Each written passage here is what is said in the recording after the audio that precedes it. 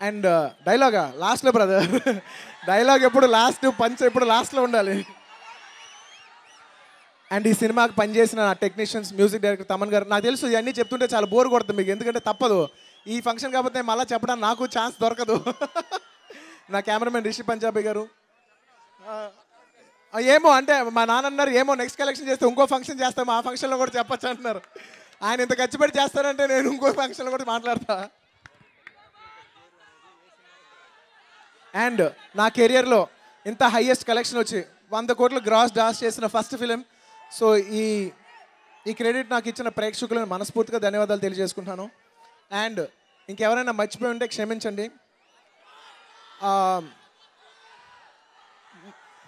అంటే మా తండ్రి గారుగా కాకుండా మా నాన్నగారుగా, మా తండ్రి గారు కాకుండా మా ప్రొడ్యూసర్గా నేను ఒక మాట చెప్పాలి, ఎందుకంటే హీరోగా అది నా బాధ్యత. నిజంగా ఈ సినిమాకి కొడుకు ఆయన చాలా ప్రొఫెషనల్గా ఉంటారు. నేను ఇంతకుముందు వేరే సినిమాలు కూడా చూశాను.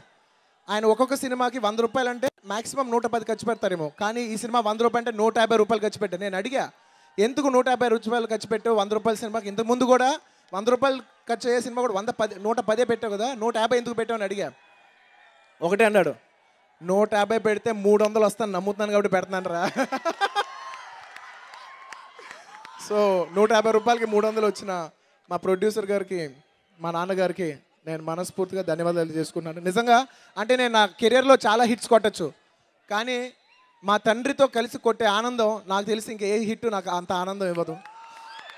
Please subscribe. Please do subscribe. Please subscribe. Please subscribe. Please subscribe to our YouTube channel.